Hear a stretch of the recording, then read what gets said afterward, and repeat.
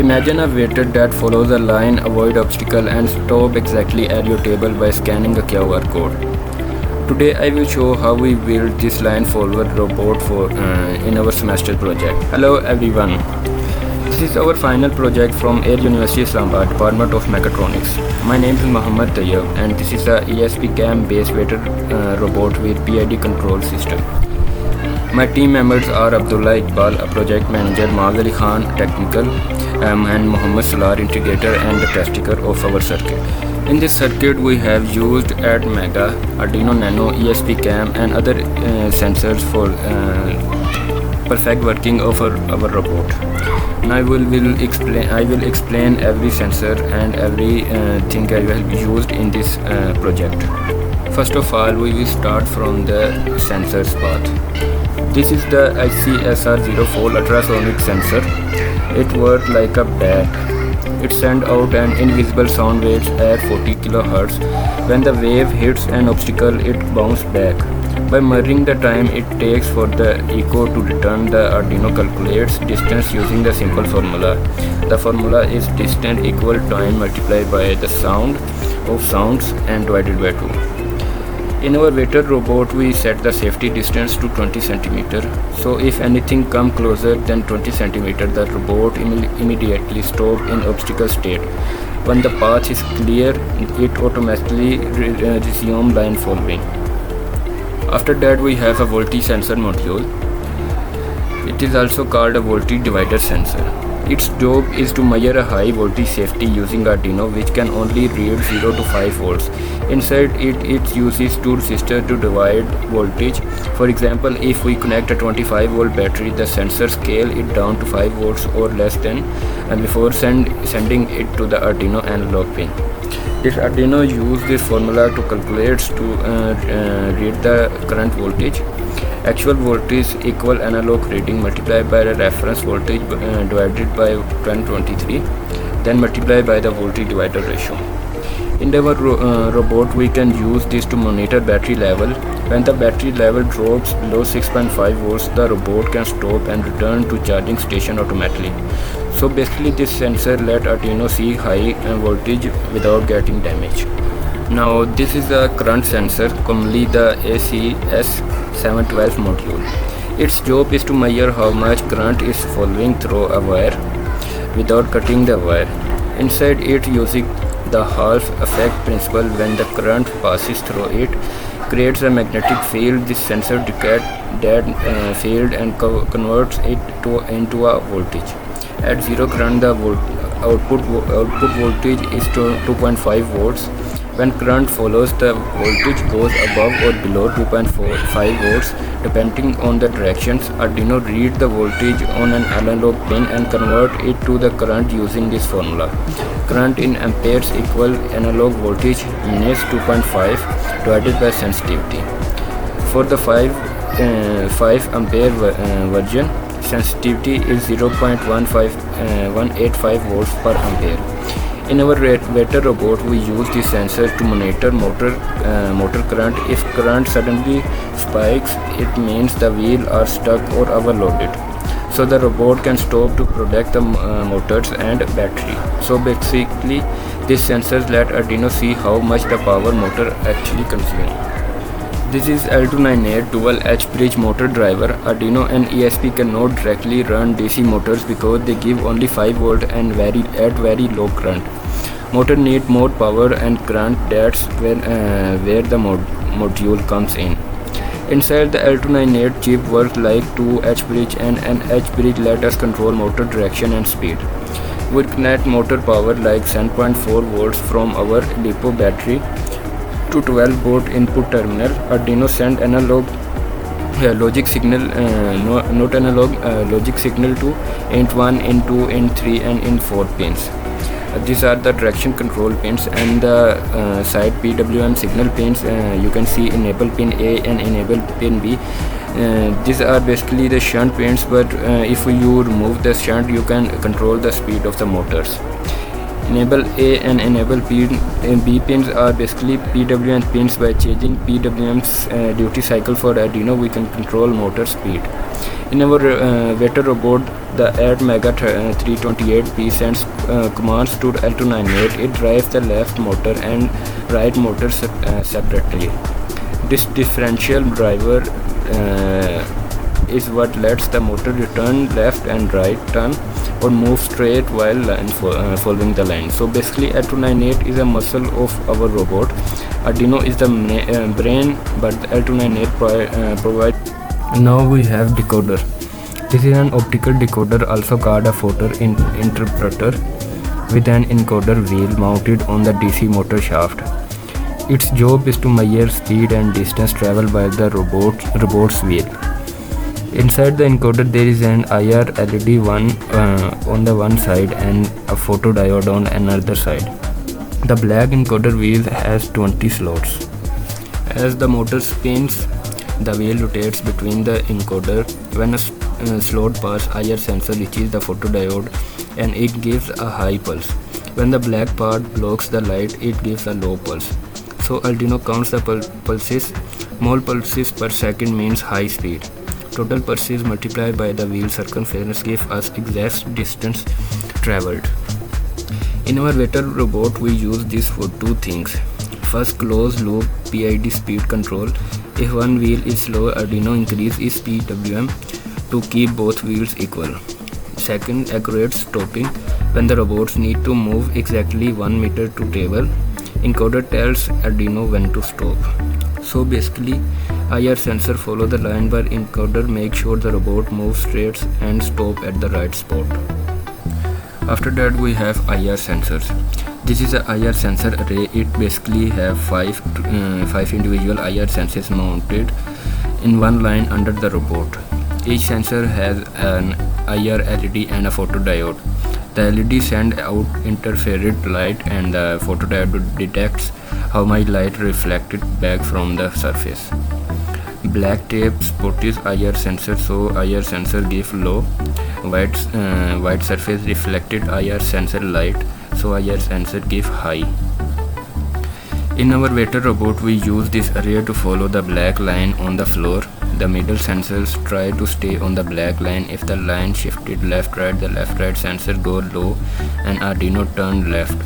If the line shifts right, the right sensor go low and the Arduino turn right.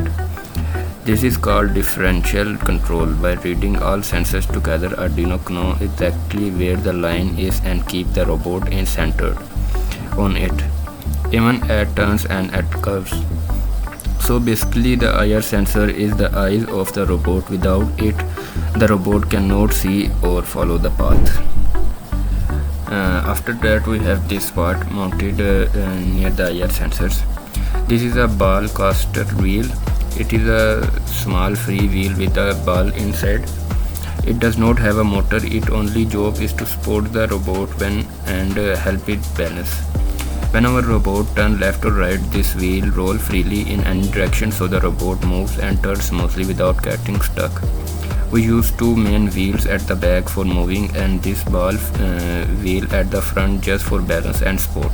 So basically this wheel does not move the robot, it just helps the robot stay stable and turn easily.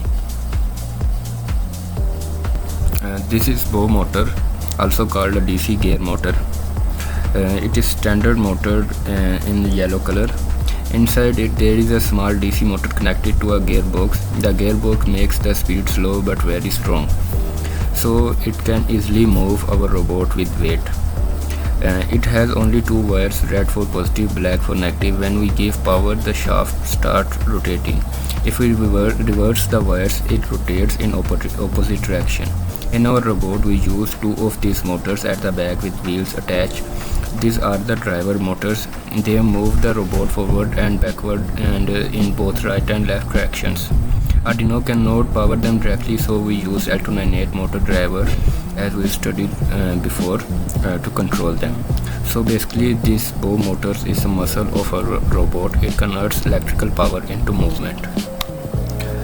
This is a 3-cell battery holder, also called a 3S battery pack case. These batteries are rechargeable lithium batteries, same type used in laptop. Each battery gives 3.7 volts to 4.2 volts. When we put 3 batteries in a holder connected in series, we get around 11.1 to 12.7 to 8 voltage total voltages, and that's enough power to run motor, sensors and Arduino. These holders keep the batteries safe and organized. It also have metal contacts and output wires, so we can easily connect it to our robot power system. In our Vetter robot, this battery pack is the power source. It supplies to voltage to L298 motor driver for wheels and to Arduino for brain and sensors. So basically this battery holder is the heart of our robot. Without it nothing can move. This part is known as a rocker switch, also known as on-off switch. This red inside has I and O. I means off and I mean on and off. O mean off. We connect this switch between the battery and the robot circuit. When we press it to on, power from the battery goes to Arduino sensors and motors. The motor starts working. When we press it to off, power is cut. The robot stops completely to save the battery. It's a safety switch. Instead of removing the wires of battery again and again, we just use this button. This is the robot chassis. It's the body or base of our robot. It's made up of clear plastic, so it's light but strong. We fix all parts like motor, Arduino, battery, sensor on the base using screws. The 2 big yellow wheels with the motors are at the back, and the front space is for a ball caster wheel for balance. So basically these chassis hold everything together and gives the robot its shapes and structure. These tools are the brain and eyes of our robot. This blue board is Arduino Uno. It's the main microcontroller. It takes decision from the robot. It reads sensor and tells motor when to stop, to move, turn left or right. The small black board is ESP32 cam. It's a camera module with Wi-Fi. Its job is to capture live video and send it to our phone or laptop. We connect ESP32 cam with Arduino using 4 Wi-Fi volt and ground for power and TX RX in cross for the communication.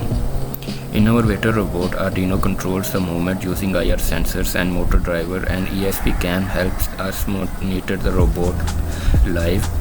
Like we can see the table or path from the camera on our mobile screen. So basically Arduino is the brain that controls everything, and ESP cam is the eye that let us see when the robot sees.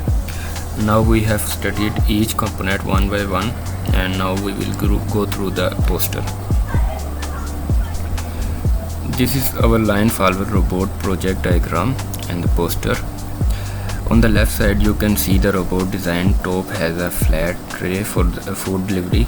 It has Arduino Uno as brain, L298 motor driver, ESP cam for camera, 5 IR sensors at the bottom for line, and ultrasonic sensor at the front for obstacle.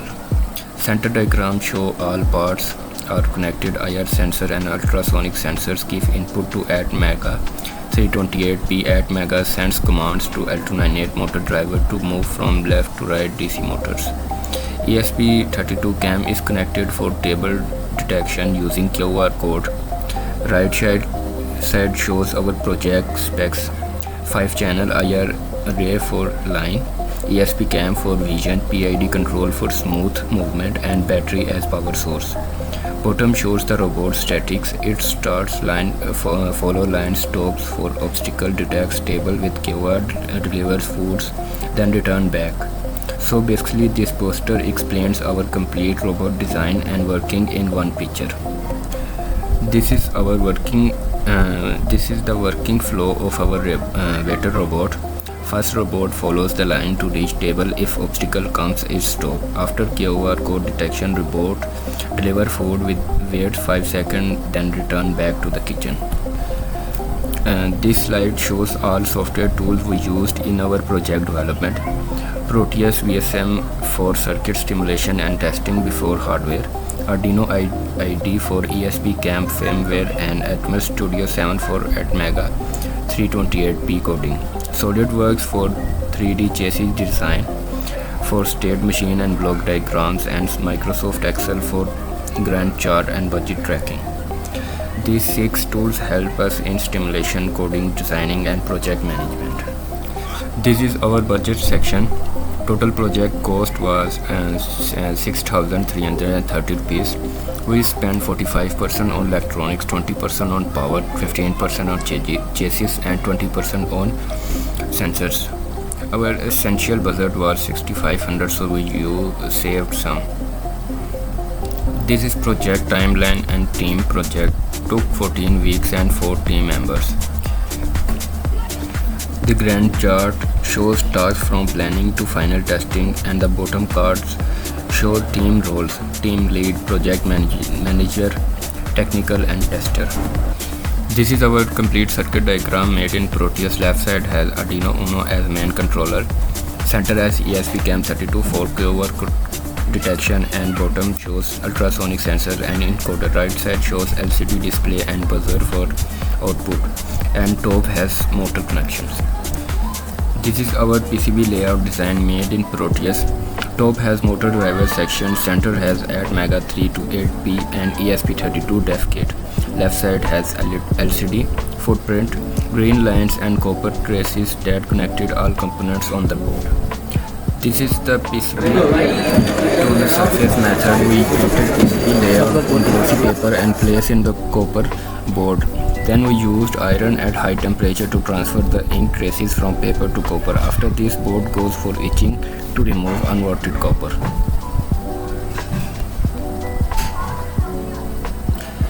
This is the PCB etching process. After toner transfer, we put copper board in ferric chloride solution. Solution removes unwanted copper and only traces remain that were protected by toner. Then we wash the board and our PCB tracks are ready. This is the PCB drilling process.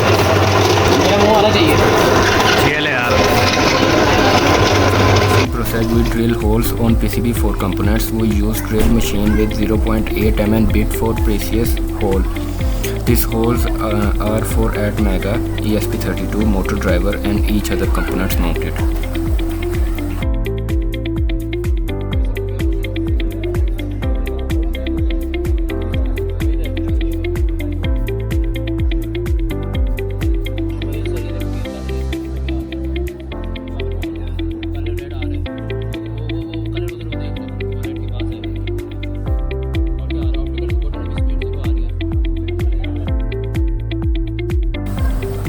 This is our line testing, line folding test and IR sensors follow the line path. You can see it stopping near the wall. That's obstacle detection working. We tested the multiple times to tune the speed and motor sensor sensitivity.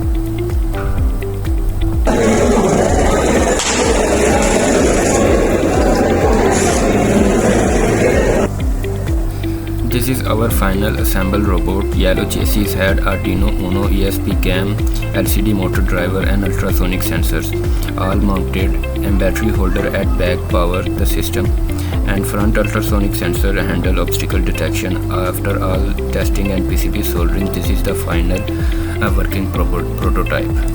This is our final robot after assembly. All modules are mounted on yellow chassis with 3 LiPo batteries at back, LCD showing live voltage and current amperes. LED light shows motor driver is active.